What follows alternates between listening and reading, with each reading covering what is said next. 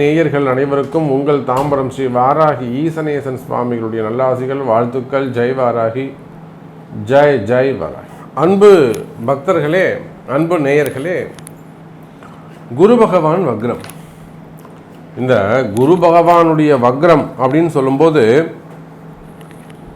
என்னெல்லாம் இங்கே கவனிக்கணும்? முதல்ல முழு சுபராக இருக்கக்கூடியவர் அந்த குரு பகவான். 9 கிரகங்களில் நவகிரகங்களிலே மிகவும் நன்மையை தரக்கூடியவர், எல்லாரும் நல்லா இருக்கணும்னு நினைக்கக்கூடியவர்.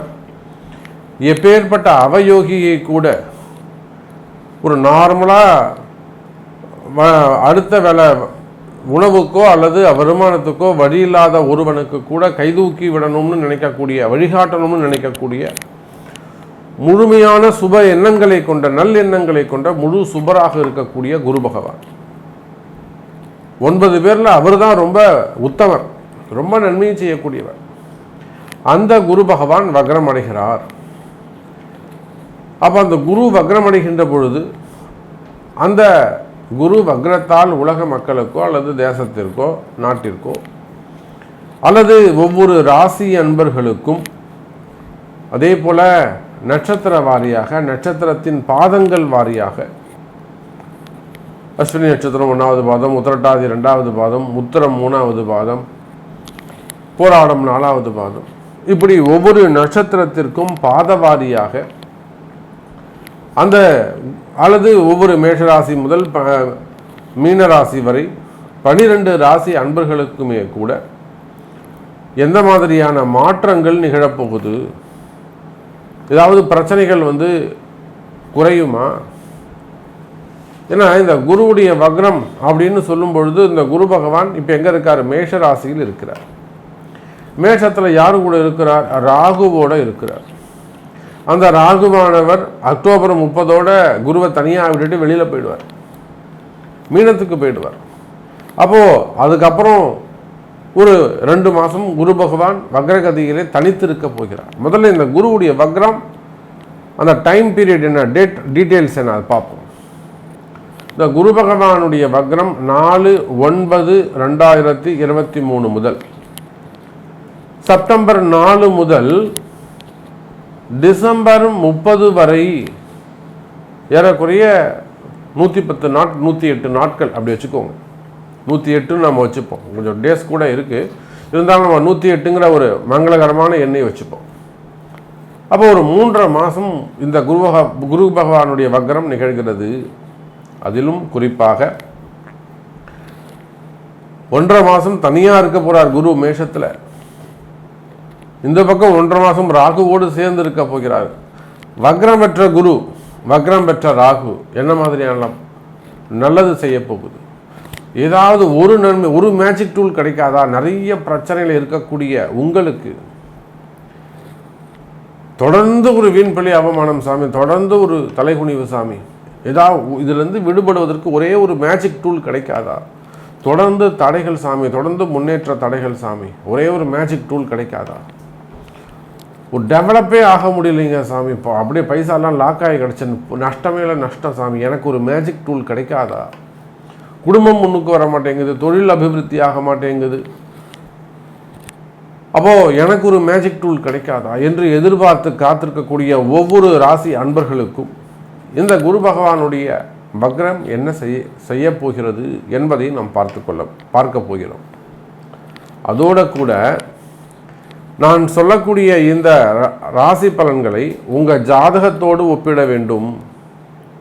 உங்கள் பர்த் சார்ட்டை எடுத்து வச்சு உங்கள் பர்த் சார்ட்டில் நான் சொல்கிற மாதிரி அந்த ராசியில் அல்லது மேஷத்தில் குரு இருக்காரான்னு பாருங்கள்,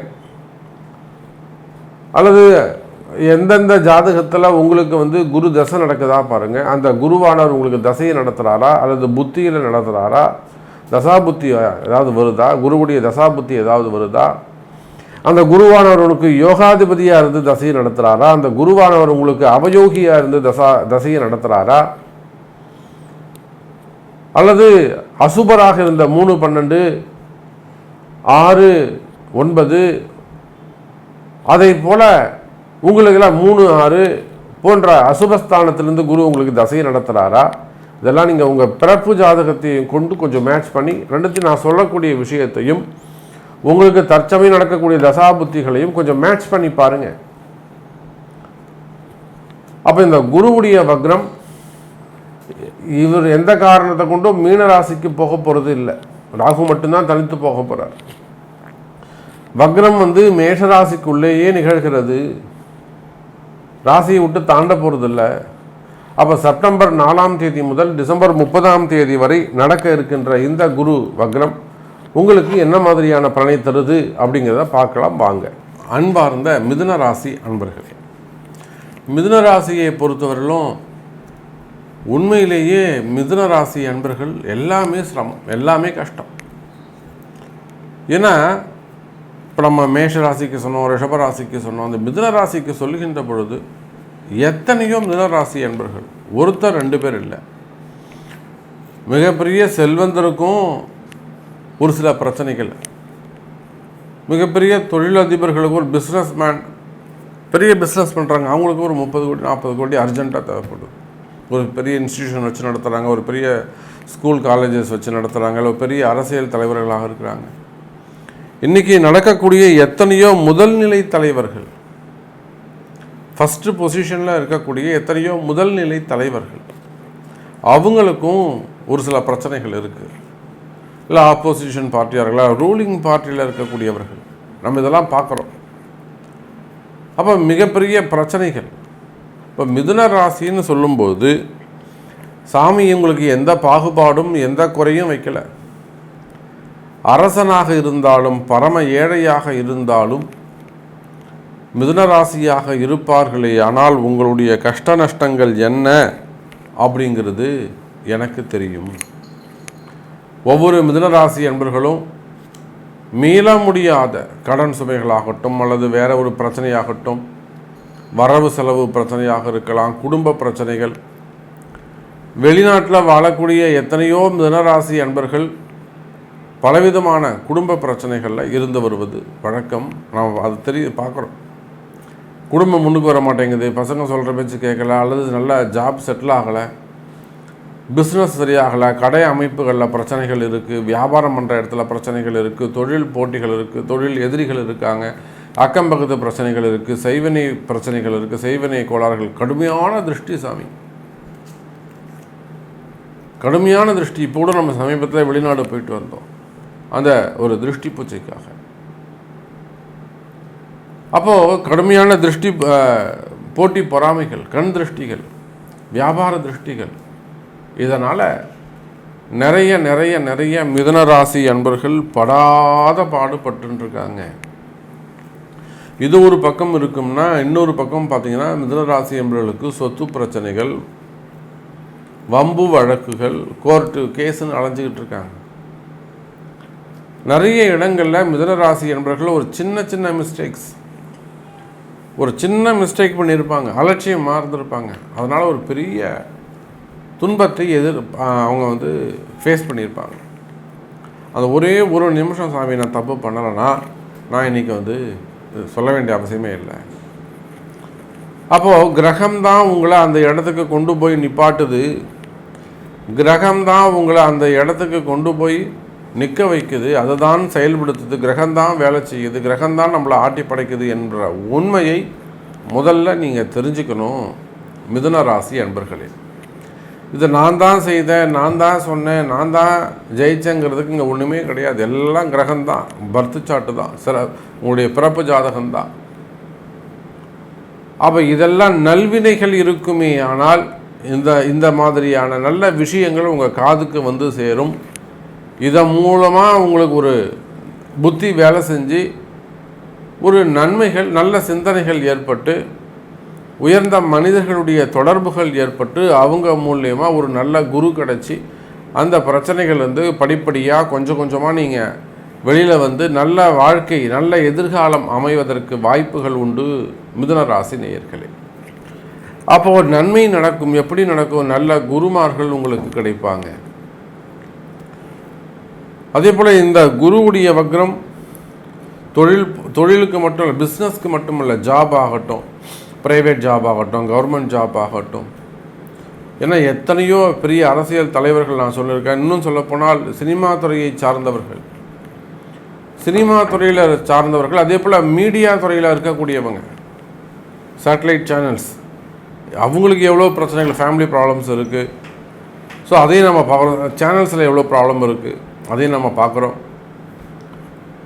அதே போல் அரசியல் தலைவர்கள், ஃபேமஸான ஃபெமிலியரான அரசியல் தலைவர், அதே போல் ஆன்மீக பெரியோர்கள், அதையும் நம்ம இந்த மிதுன ராசிக்கு சொல்லணும்.